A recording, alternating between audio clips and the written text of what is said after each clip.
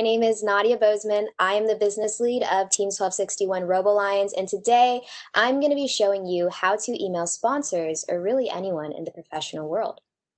So just to go over what I'm going to be talking about today, I'm going to start off by sharing with you the significance of a signature and a profile picture. Then I'm going to get into formatting an email, and what I mean by that is really just the header and some general email pointers followed by some email etiquette. And I'm going to finish off with 3 different examples that I, as a business lead, have come across multiple times before. And I'm going to show you how I would write them. So creating a signature. What you see here on the screen is just how to do that, but let me actually show you what a signature is. So you go into your Gmail and you already set it up in your settings. When you go to compose, your signature shows up right here at the bottom. And you can include whatever you want in your signature. But what I would do is first name, last name, your position on your team, your team name, and then any sort of link to where your recipient could get more information. This could be a link to a online PDF of your sponsor packet. This could be your website. This could be an interview that you've done with someone that's been recorded or anything of that sort. Creating a signature is really important because it just ups the level of professionalism and it shows that you know what you're doing, you know what you're talking about. This isn't anything new to you, and that you take this really seriously. And kind of creating that air of professionalism is important when you're talking to people that actually have jobs in real companies and you're asking for real money. And so another great thing about the signature is that it provides basic information about you that you may not have stated in your email. I know that for me personally, I use my recipients' signatures so much to just find some general information about them. A lot of the times I go looking for their addresses just to make sure that Google and their address match up. So I would strongly recommend creating a signature. Another thing that I would recommend you put in your email is, once again, a profile picture. I don't actually have something dedicated to this because it's just a little thing, but you see here's my profile picture. My profile picture is down here as well.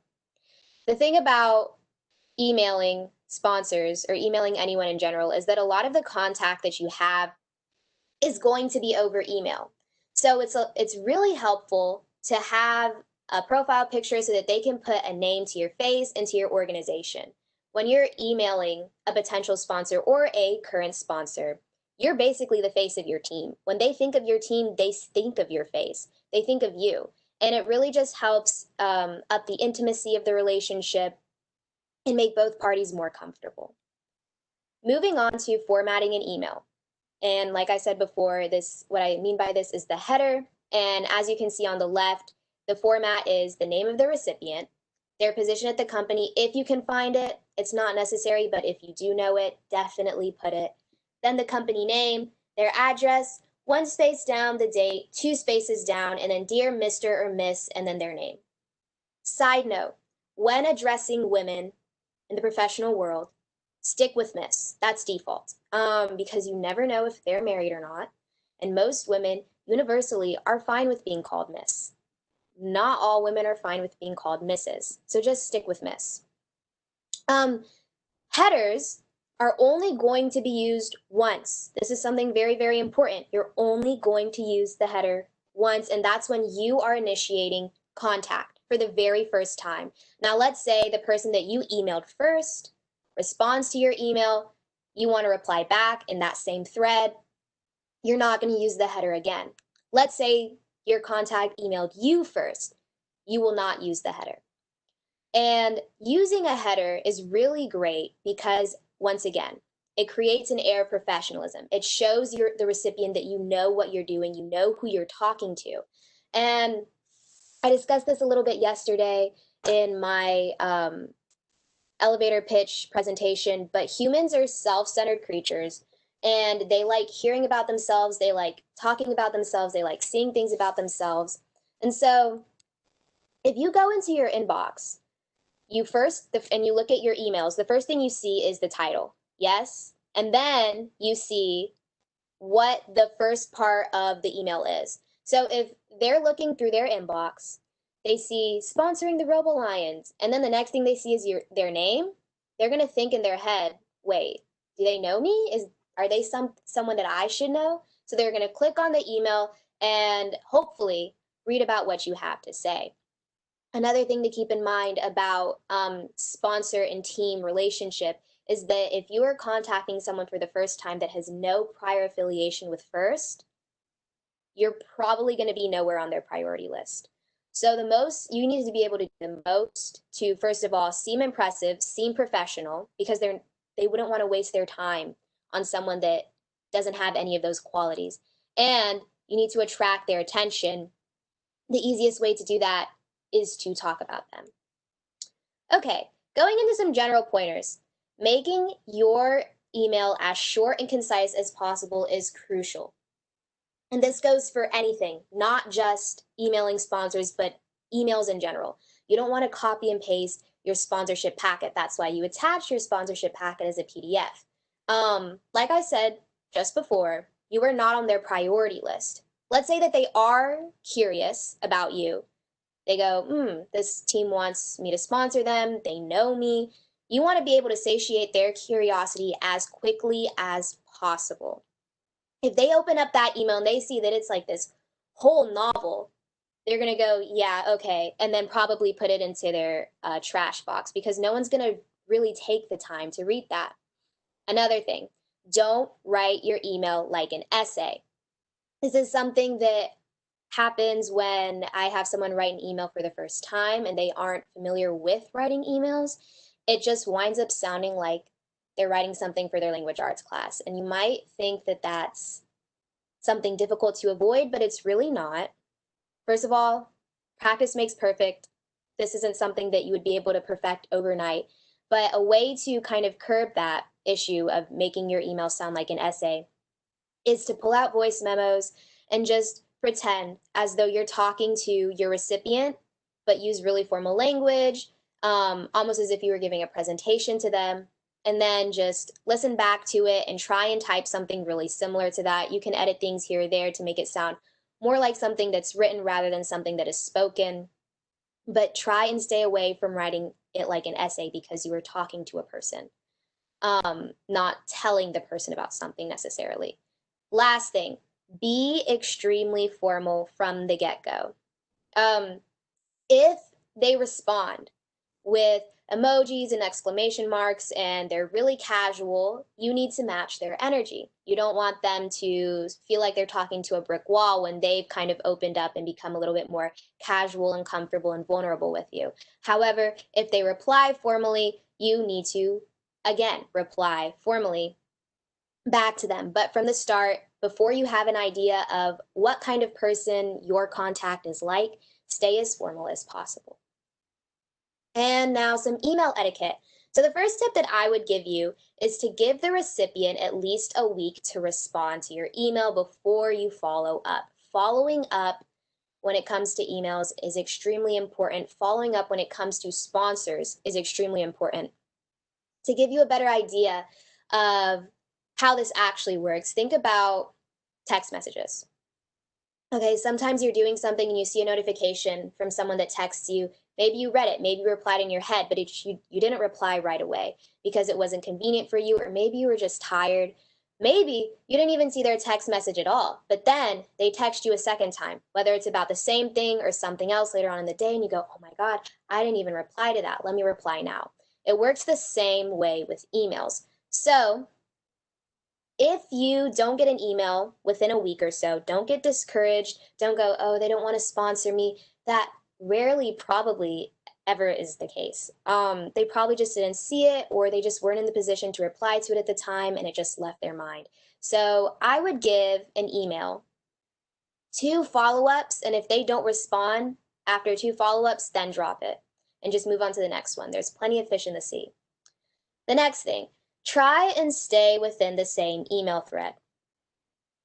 People who are using, if you're contacting someone, whether it's through their personal or their business email, they're going to have a lot of emails, and chances are they are going to go back looking at multiple different emails, hence the little search bar in Gmail. So it's a lot more convenient to have all of your emails about one certain topic or all of your emails to one person in the same email thread so that, all the documents that you've shared, all the things that they've asked, that you've answered, and things like that can be found in one place. You want to be able to make this process as convenient for your potential sponsor as possible.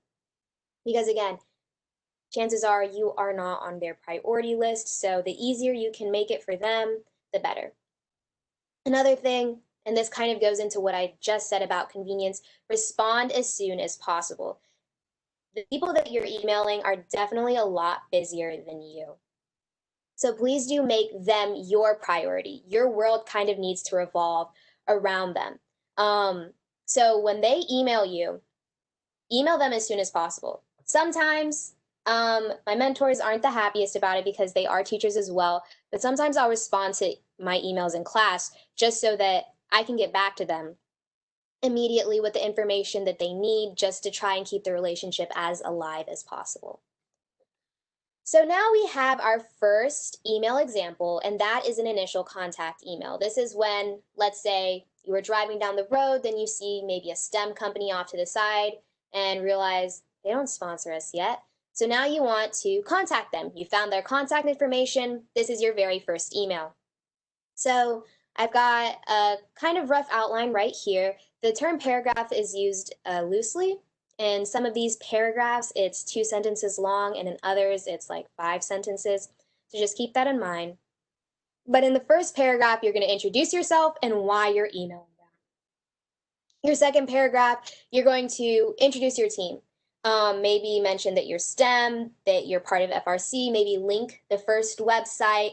Talk about your CAD build and programming. Talk about your outreach. Talk about your business. But you need to do so really concisely. It needs to be maybe 6 sentences max. You don't want to bore them, but you want to give them a good idea of what you do. Then your third paragraph, you're going to introduce the connection between you and them. Like I said before, humans like to hear about themselves. So if you tell them how you found out about them, maybe it was through an ad, maybe it was through a certain person, you need to let them know how their name got to you. And a connection, when it comes to sponsorships, is a huge deal because it shows them that you know what you're talking about, you are taking this relationship seriously, and you are genuinely interested in pursuing a partnership with them specifically, and that this isn't some copy and paste routine that you do, which for the most part it can be, but there's little things like this that you need to change up in order to make it more personal and make them feel a little bit more involved. And then paragraph number 4, you're just going to explain the general benefits. You're not going to list them specifically because let's say that they're not really reading the sponsorship packet. They just go, okay, here's $500. But in your general benefits, you were saying, your logo can go in our robot, but you don't put logos on robots until maybe $2,500. That might just create some awkwardness between the two of you. And then again, after you explain the general benefits, just tell them if you want to learn more about this, come check out our sponsorship packet, and then you're going to close it. So let's take a look at what that looks like. I'm not going to read over this, don't worry. I'm just going to show you some general points. So here I say, dear Mr. Quinn, this email was actually never sent, but my name is Nadia Bozeman. I'm the business coordinator. So I introduce myself, and then I say, as a nonprofit organization, we're gearing up for the 2019-2020 season and are pursuing new community-sponsored partnerships. So Mr. Quinn can read this and right off the bat go, okay, they're looking for sponsors. And now we have paragraph number 2. Who are we? What are we? We're a robotics team. We're award-winning. We're STEM. We were established in 2004. Here we say that we're a member of FIRST Robotics, and we linked them. And then now we're developing interests and talents in mechanical, electrical, pneumatics, CAD, programming. We CAD program and build a robot every single year to compete at FIRST Robotics competitions. And then here I talk about outreach. So that was really quick, but it gives them a good, broad, general overview of what we do, who we are, and why we do it.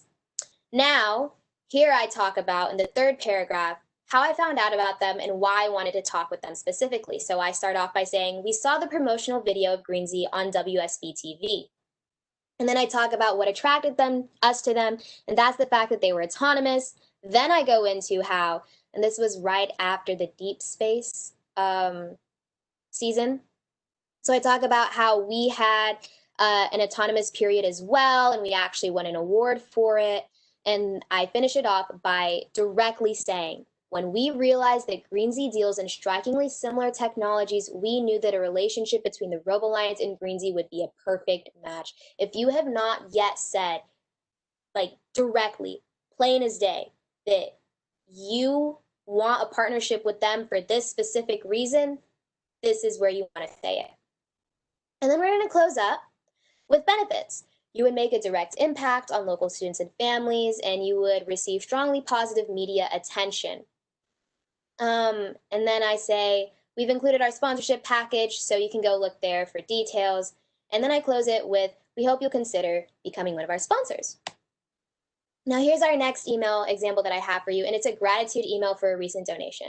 Let's say Mr. Quinn read that email. He looked at our sponsorship packet. He went, great. I love you guys. Here's 20K. Okay. How do you follow up to that? This is how you follow up to that. Your first paragraph is you're going to state your gratitude. Then your second paragraph, you're going to talk about the benefits that they've earned for their specific sponsorship tier. So here you are going to list out every single thing just so that they know. Paragraph 3 is you want to invite them to get more involved. Tell them when your meetings are.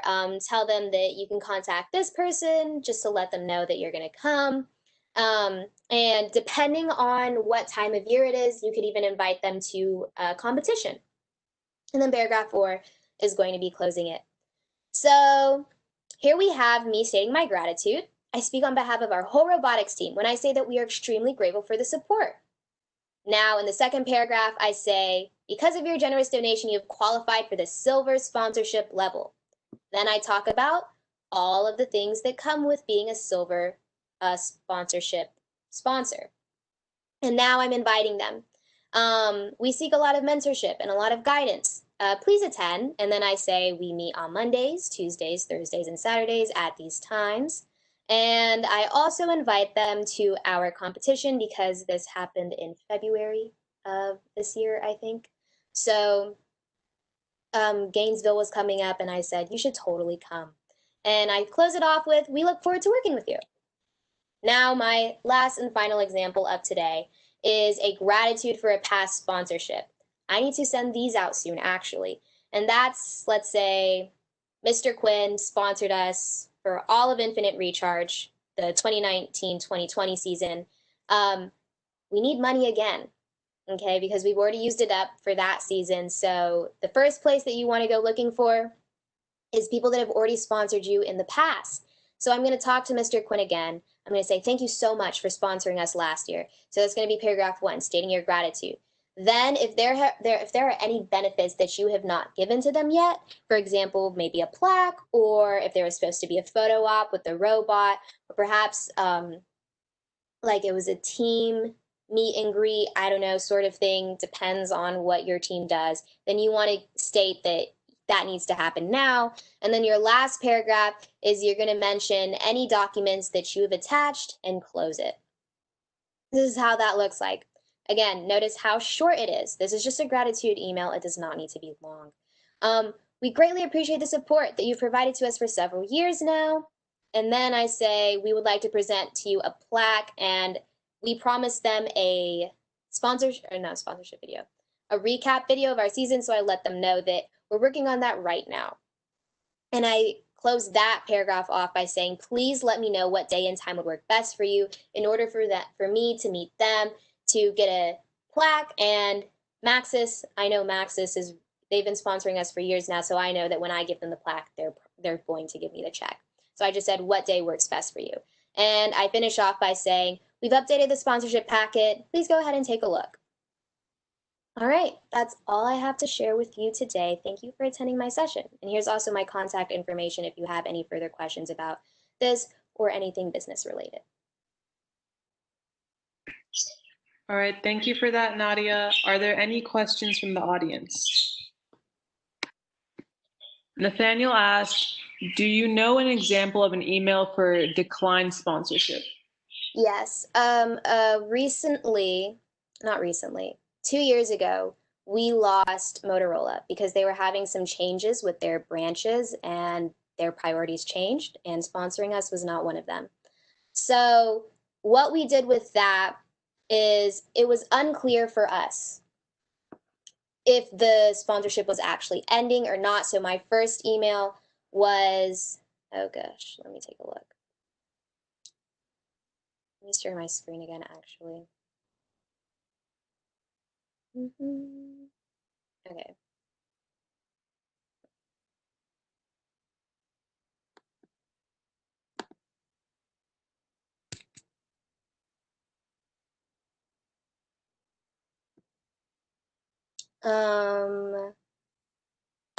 So my first email to him was, "Are you sponsoring us?" Let me see. I may not be able to find it, so I'm just going to try and talk about it. Okay. So here, right here, I see gratitude to Motorola and possible reconnection. So the first thing that I wanted to, where did that go? I'll pull it up again. Okay. So the first thing that I wanted to talk about was first just thanking him for all the support, because Motorola was one of our founding sponsors. So that's the first thing that you want to open with. Even if the sponsorship has already ended, you want to still thank them. So see here, I'm talking about, I want to thank you for all the work that you've done with for us. All of that. They were a day one sponsor, blah, blah, blah. And then it's going to be different for you probably if the sponsorship is ending, but for us, we wanted to see if there was a possible reconnection because we weren't sure if it was ending, if he could provide us with something else at his new place. But for you, what I would say is just a gratitude email saying thank you for all that you've done for us. And it has been a pleasure. But if they've already confirmed that that's the end, there's no place for you to go asking for something else. So I hope that answers that. Any other questions?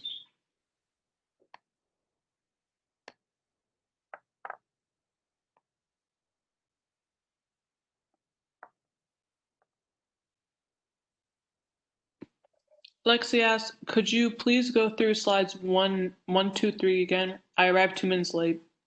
Yeah, sure.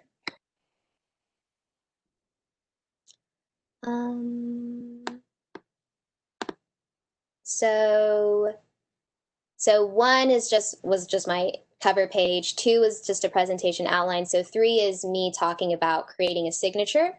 So what you see right here is how to actually do it. You're going to go into your Gmail account, go into settings, scroll to signature. I'm actually going to show you that right now. So if you go into your settings and then see all settings, then you should have right here, as you can see, signature. And here's my signature right here. My name, my position, my team, and then a link to our website. And you just would type in your signature right there, whatever you'd want it to be, and click save, and it'll show up from there on out. And that is all for creating a signature.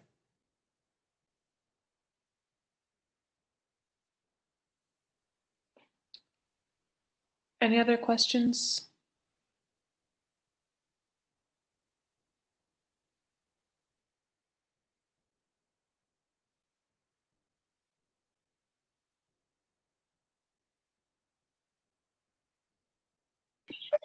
Gina asked, so how many years do they sponsor before you give them a plaque or certificate? So for my team, let me open up my sponsorship packet. It depends on your team, what you guys want to do. Depending on how involved your mentors are and how much authority you have as a business member, that's how you're going to figure out how to decide these things. Every team has their tiers leveled out a little bit different, but for us, it can sponsor us once for $500 minimum, and we can give them a 5 by 7 inch plaque. In my opinion, I think that the more that you give them to begin with, the more inclined they'll be to stay, because this needs to be a relationship that they see clear benefit in. And if you kind of give them almost nothing, then why would they spend $500 on you again the next year or any more than that?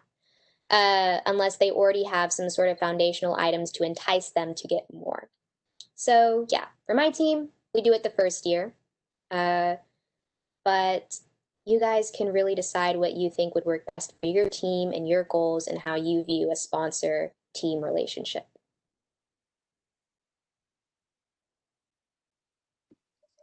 Nadia, can you share your contact information again? Yeah. Right down here, it's bolded. This is my robotics email, nadia.b@prhsrobotics.com.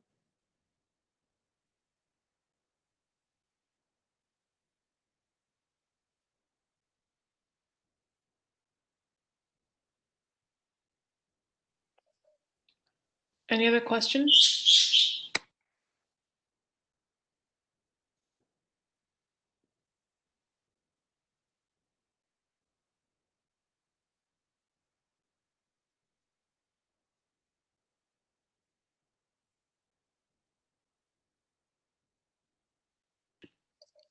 If there are no more questions, we'll end the session here. Thank you so much, Nadia, for presenting this. Oh, wait, someone asked, do students do this or mentors?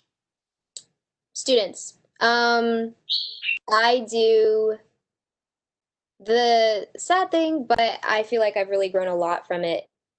I really didn't have a business team. So a lot of the things that I've done this year have been all me. The contact, meeting them, trying to set up appointments, all of that has been done through students. The sponsors almost always ask when they meet me for the first time if I am a senior or if I'm an alum. But then I tell them that, I mean, last year I was a sophomore. But the things that my mentors do handle is the actual money. So I basically just pass them over the check or the thing that a sponsor has to fill out listing like all of their information. And then my mentor will take that to the bank, and that is pretty much all they do in regards to sponsorships and business team in general. Gina also asked, when you said that you include sponsors in all your team emails, what does that mean? Which emails? So when we send out big emails talking about maybe it's a newsletter or what's going on, something big that's happening in our team, maybe updates on the first season, like especially this year, that's definitely a lot more confusing than it was in the past years. That's not only going to go out to our team, that's also going to go out to our sponsors just to keep them involved and in the loop.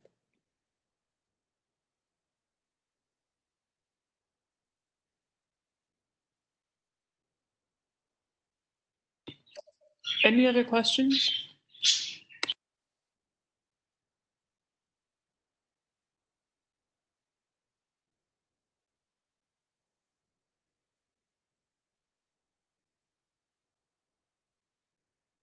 Oh, you're welcome, Gina. Thank you for attending.